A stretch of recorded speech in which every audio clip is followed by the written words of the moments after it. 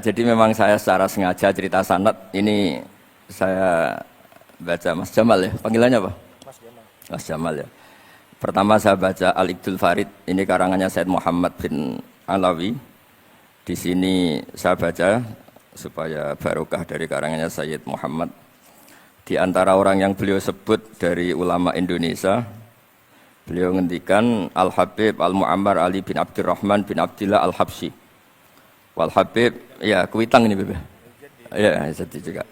Ya, ini juga jad beliau dari omnya Wal Habib Ali bin Husain bin Muhammad Al-Attas, Sahibitat. Wal Habib Hamid bin Muhammad bin Salim Asyiri. Wal Habib Muhammad bin Ahmad bin Zain Al-Haddad.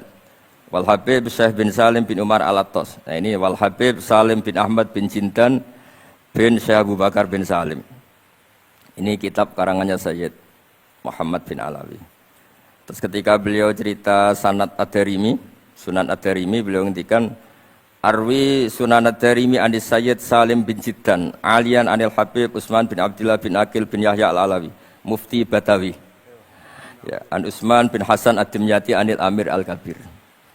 Jadi keberadaan Habib Salim ini mudawwan, selain faktanya beliau sering taklim juga mudawwan dibukukan. Saya pernah hormat kholnya Syekhona Khalil.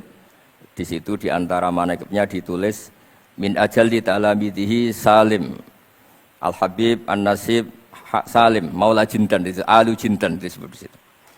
Jadi ini bukan cerita untuk tafakhur, bukan untuk fakhriyah, tapi ini memang fakta untuk fakhriyah. Karena pondoknya buyut saya juga namanya fakhriyah, ya. Minal fakhriyah ilal fakhriyah. Ya, minal fakhriyah ilal fakhriyah kata.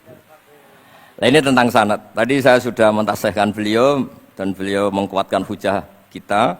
Dulu ketika Habib Salim banyak orang yang menyalahkan orang pakai celana, Beb. Nanti jenengan yang cerita. Beliau juga bela kultur itu. Saya pernah baca di kitabnya Said Muhammad Alawi, judulnya itu Manhajus Salaf fi Fahmin Nusus. Di kitab saya itu halaman 423. Nanti bisa dicek halaman 423. Di situ ada kata-kata wa kanat sunnatu Rasulillah sallallahu alaihi wasallam annahu yat'amu ma yajiduhu fi ardi wa yalbasu ma yajiduhu wa yarkabu ma yajiduhu mimma abahahu wa ta'ala.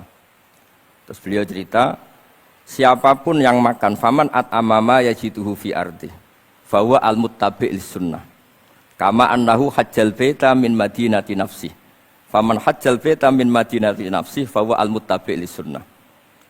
Jadi supaya perasaan orang Indonesia ketika berpakaian seperti ini, seperti saya, seperti teman-teman ini tetap tercantol, tetap terhubung oleh Rasulullah Shallallahu Alaihi Wasallam. Misalnya Nabi, karena beliau itu orang Madinah, tentu hajinya atau mikotnya dari Dzul Khulaifah. Karena kita orang Indonesia lewat Yalamlam ya harus lewat Yalamlam. Waqata Rasulullah li ahli Madinah Dzul Khulaifah, wa li ahli Syam al-Juhfah, wa li ahli Najdin Qarnan. Wali ahli Yaman Yalamlam.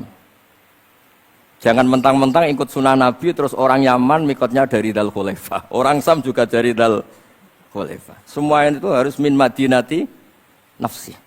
Sama seperti Rasulullah yat'amu ma yajiduhu fi ardi, kita juga nat'am ma najiduhu fi ardina. Sehingga jangan sampai umat Islam yang perilakunya keseharian ini sudah baik kemudian merasa tercerabut dari sunnah Rasulullah sallallahu alaihi wasallam. Karena Nabi sebagaimana kita ingin dan kita tahu ketika ada orang Arabi bilang Allahumma arhamni wa Muhammadan wala tarham ma'ana ahadan, ya Allah hanya saya dan Muhammad yang perlu engkau kasihani, yang lain jangan. Kata Nabi laqad tahajjarta wasi'an, rahmat Allah yang luas ini kamu persempit hanya karena mungkin kita orang Jawa, orang Indonesia. Makanya saya ini bangga ngaji sama Mbah Mun. Beliau orang Jawa, saya ngaji juga hanya di Indonesia. Tapi guyonannya Mbah Mun dulu itu lucu. Wong koyok kon itu kayak orang Jawa, kayak kamu itu mesti ada yang alim. Karena Islam ini kafatal linnas. Makanya yang ahli nahwu itu Imam Sibawayh, padahal beliau Persia. Imam Ghazali juga bukan orang Arab, tapi alim hujatul Islam. Karena Allah ingin memaklumatkan bahwa agama ini kafatal linnas. Bukan milik orang Arab saja, bukan milik siapa saja, tapi kafatal linnas. Makanya kita harus bangga dengan tradisi para habaib. Ada Rauhah Bukhari. Bukhari itu kita tahu namanya itu Muhammad bin Ismail. bin Ibrahim bin Mughirah. Setelah itu sudah namanya bin Bardasbah. Maula al-Ju'fi ini Bardasbah itu orang yang dulu diislamkan keluarga al-Ju'fi. Itu Mbah Mun kalau guyon itu Bardasbah cara Jawa mbok parmin mbok parlan. Tapi nyatanya dia putu alim alamah namanya Imam Bukhari. Artinya kita tentu sepakat, sangat-sangat sepakat, sangat menghormati orang-orang yang arfa'u minna nasaban kayak para habib. Tapi para habib juga mau ngakui kayak pakai Bukhari as-Sahihul Kutub ba'da kitab Bilal Bukhari. Sehingga memang nggak pernah ada masalah secara sanad, secara tradisi. Di kitabnya Sayyid Muhammad ini ada sanad dari ulama India yang orangnya juga macam-macam dari marga macam-macam. Jadi saya mohon barokahnya sanad ini kemudian kita tahu apa sih sanad itu.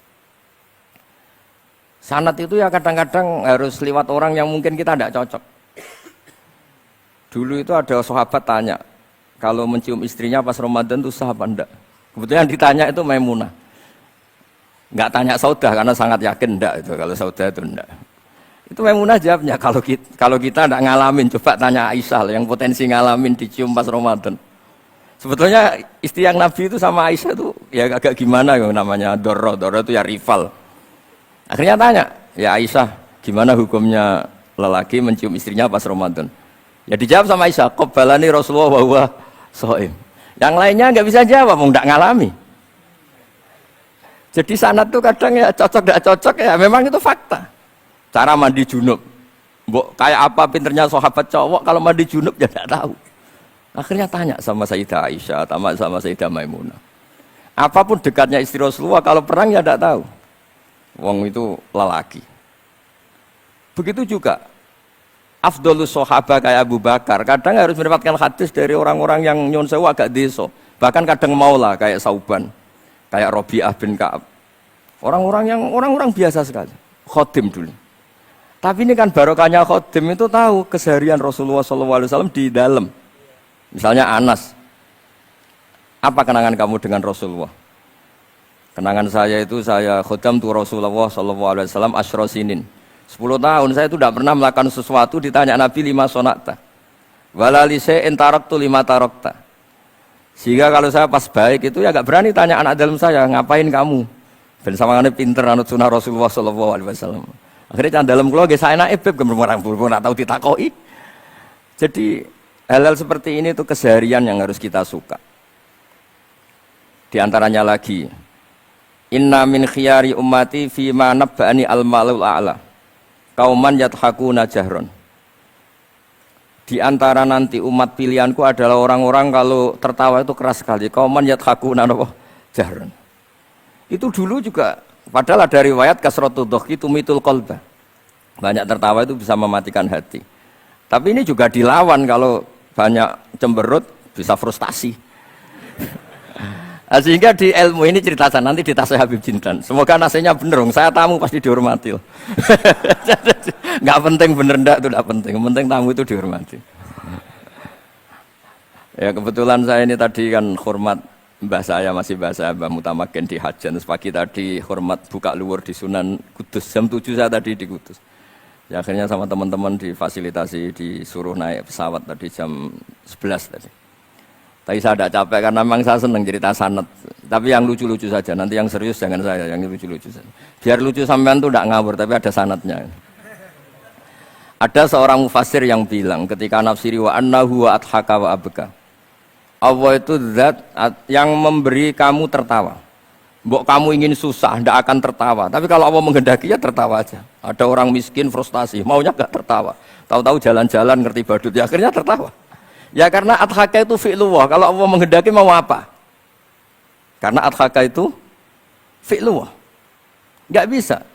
Orang yang baru seneng kayak apa, nggak ingin nangis. Tapi kalau Allah menghendaki wa abka, dinangiskan ya tetap menangis.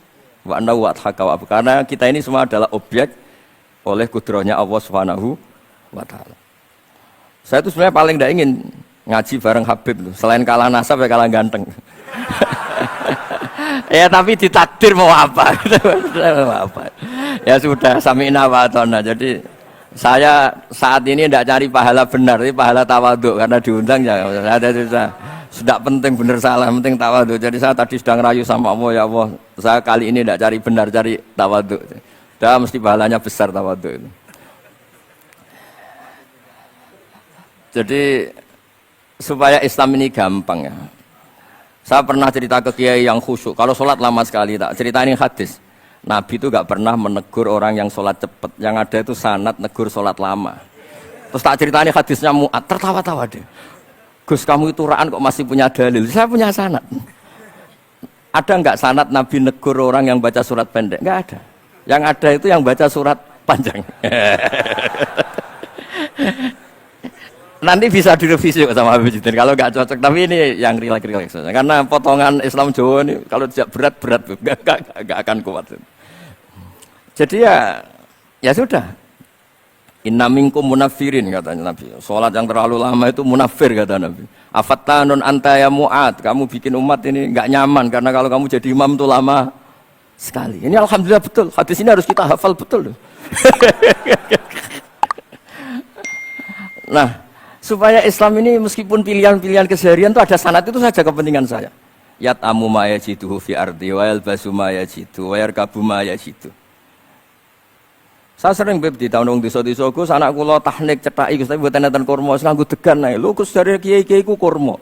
Kurma itu halawiyat. Ya degan juga termasuk halawiyat. Ya sudah.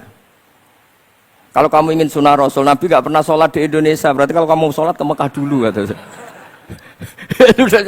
Maksud saya supaya orang itu nyaman dengan Rasulullah itu hadir di semua sisi kehidupan kita. Kalau dalam istilah Sayyid Umar Hafid, Faruhu Muhammadin sallallahu alaihi wasallam awsa' wa asra. Kalau kamu bisa tawassul dengan Nabi Ibrahim, Nabi Musa dan beliau-beliau bisa datang ketika Lailatul Mi'raj untuk hormat Rasulullah sallallahu alaihi wasallam di Baitul Maqdis, Faruhu Muhammadin awsa' wa asra kata beliau. Jadi bisa datang di kapan saja di mana saja. Jadi jenengan meskipun di Indonesia tidak usah khawatir, kita semua ini dilihat Rasulullah SAW. Dan cara lihat Nabi itu gampang, tidak kayak kita. Kata Rasulullah, hayati khairun lakum, wa mamati khairul lakum. Saya kalau masih hidup juga baik untuk kalian. Anda bisa cerita hadis dengan saya, sering bercengkrama. Dan ketika saya wafat kata Nabi, saya sudah dekat sama Allah Ta'ala. Kalau melihat kamu baik, saya muji Allah. Kalau melihat kamu salah, saya mintakan ampun. Makanya saya ini jenis kiai yang jarang istighfar. Ini bukan karena sombong. Saya ulang lagi bukan karena sombong. Saya itu pengagum Sufyan As-Tsauri itu di antara khasnya itu jarang berdoa. Ketika ditanya kenapa kamu jarang berdoa, selagi saya ngajar kata beliau ini. Selagi saya ngajar itu masuk hadis ala khulafai rahmatullah. Waman khulafau kaya Rasulullah alladzina yuhyuna ma amatahun nas min sunnati.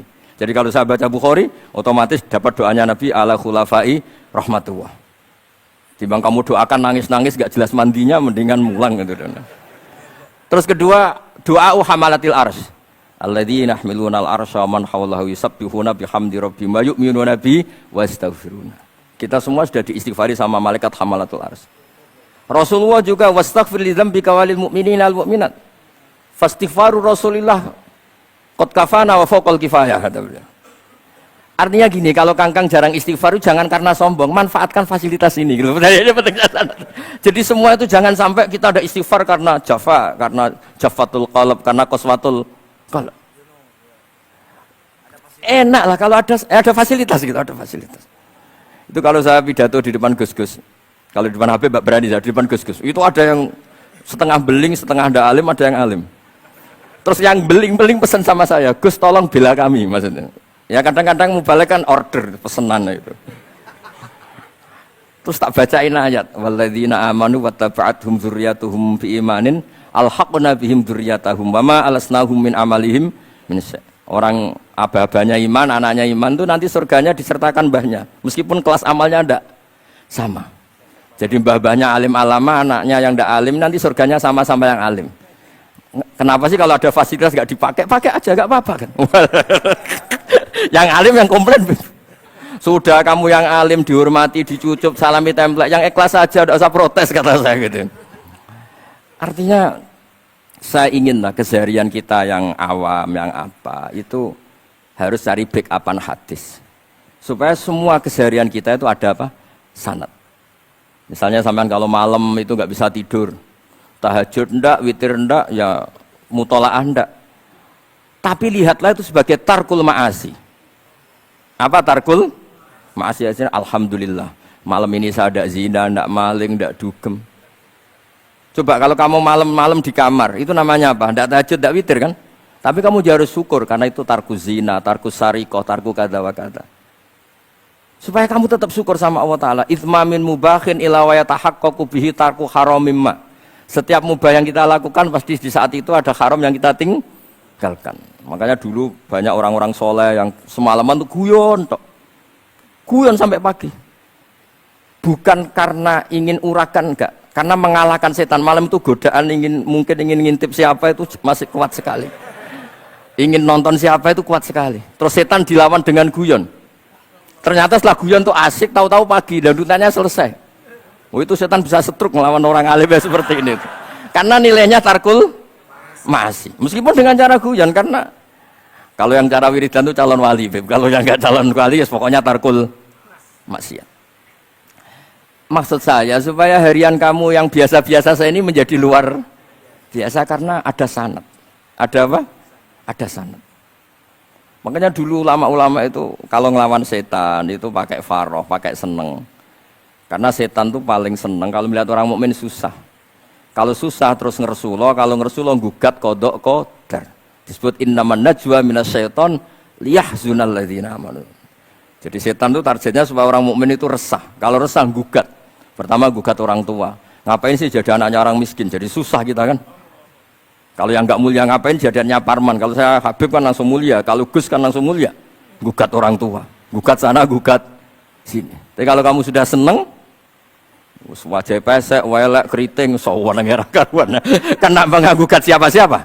Ya sudah, yang kebaik kul bifadlillah bi rahmati fa bidzalika falyafrahu. Jadi saya ingin semua itu senang bifadlillah bi rahmati yang rileks, yang saya ini kalau nuruti capek-capek. Tadi malam saya di Mbah Mutamakin, tadi pagi hormat Sunan Kudus. Terus tadi naik pesawat datang mandi langsung hormat. Kalau itu dihitung capek, capek. Tapi kalau dihitung senang ketemu Habib Jintan, ketemu jenengan.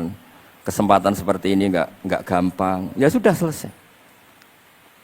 Makanya ini latihan ya, latihan terus. Saya ulang lagi apa? Latihan terus supaya Islam itu ada di semua sisi hidup kita. Tuh, saya pernah sering cerita di mana-mana itu. Ada wali itu istrinya cerewetnya bukan main. Wah itu semua muridnya sudah tak biayai kamu cerai, nanti tak ganti istri yang lebih baik lebih. Enggak mau nyerah alasannya apa? Ini wanita bahaya sekali. Kalau sampai dinikah orang lain, kasihan orang lain dapat musibahnya. Biar saya aja yang ngalami kata-kata wali itu. Jadi dia ada ingin, makanya ada juga kiai di santri buling di rumah teh. Santri ini nak pindah pondok, ngerusak pondok uang, mendingan pondok kuai. Jadi dia handle. Terus sekarang apa? Dia handle daripada ngerusak pondok orang lain, mendingan pondok saya. Jadi cerita-cerita seperti ini harus kita kaji, supaya semuanya itu pakai sanad ilmu. Sama lihat di kitab Ihya itu, ada bab-bab di Ajaibul Qalb. Apa di bab apa Ajaibul? Di situ kayak apa Imam Ghazali memerankan orang-orang pilihan Allah yang menjadi gampang melihat keseharian. Misalnya gini, misalnya Islam zaman akhir kan katanya tantangannya banyak. Coba kalau baca ayat wa ya'ballahu illa ayyutimma nurah wallahu mutimmu nurih. Agama ini milik Allah, diurus oleh Allah Ta'ala. Islam ke Indonesia itu enggak ditunggoni Nabi. Nabi sudah intaqala ila rafiqil a'la. Kadang di kampung-kampung di Islam nomodin. Ya jalan karena ini agama Allah. Kita ditinggal-tinggal orang yang lebih baik ketimbang kita. Islam kita tunggui. Ya jalan, memang ini agama Allah yang ngurus Allah. Kamu tidak usah khawatir. Jadi seneng kita bukan karena dablek, karena yakin jaminan Allah Subhanahu wa taala. Jangan sampai kamu itu seneng karena dablek, karena arogan, jangan. Karena bidomanillah, yakin bidomanillah wa bikafalatillah. Seperti senangnya Sayyid Abdul Muttalib. Ketika Ka'bah mau dirubuhkan Abraha, ada penyerangan Abraha. Ini yang Mbah Mun sering cerita ini. Wah itu semuanya kalah. Terus takok, man sayyidu hadhil wadi? Siapa tuan di sini? Abdul Muttalib. Abdul Muttalib itu datang dengan wibawanya yang luar biasa. Abraha itu sampai bingung dia. Kalau duduk di singgasana dia disalahkan orang banyak. Karena raja kok duduk berdua sama orang yang tidak raja. Kalau Abdul Muttalib di bawah, dia nggak punya nyali karena ada haibahnya Sayyid Abdul Muttalib. Oh, oleh takdim luar biasa. Setelah itu tanya, apa keinginan kamu? Saya tidak ingin perang. Saya hanya ingin merobohkan Ka'bah. Ternyata Sayyid Abdul Muttalib jawabnya apa? Unta saya yang 100 lo kembalikan dulu, tidak usah cerita Ka'bah. Kagetnya bukan main Abraham. Kamu ini pemimpin yang enggak benar. Ka'bah itu dinu kawa dinu abaik, itu kan agama kamu. Mau saya robohkan kamu malah bicara unta. Ini kamu itu pemimpin model apa? Jadi saya nyesal hormat kamu, ternyata kamu mental kamu hanya mikir apa? Unta. Tapi jamnya Abdul Muttalib itu unik. Inna lihadal bait rabban hamaluk. Unta itu milik saya, kembalikan dulu. Kalau Ka'bah itu milik Allah, nanti diurus yang punya. jadi dibalik seenaknya itu ada tauhid yang luar biasa. Makanya saya termasuk kiai yang nggak susah kalau mau mati. Kalau mau mati, mati aja. Saya udah mikir kalau setelah saya ini agama gimana ya, gak gimana mana agamanya Allah Ta'ala. Jadi dibalik ya secara lahir kan seenaknya. Ternyata innal lihadal bait rabban hamahu. Ka'bah itu ada yang punya, nanti biar diurus yang punya. Nah maksud saya kalau jenengan ini kan insya Allah ndablek semua, kawin ya nggak mikir istri saya nanti makan apa, ya kan? Masa depan kamu ya tidak dipikirkan, warisan nggak punya apa-apa, nggak punya ya sudahlah. Bukan karena ndablek, karena tawak. Itu saja pokoknya saya ingin ngomong, pokoknya perilaku Anda keseharian itu jadi energi to'at, ya. Perilaku keseharian Anda ini jadi energi apa? Itu saja. Barokahnya kamu ngaji napa sanad. Itu dulu ada ulama miskin sekali.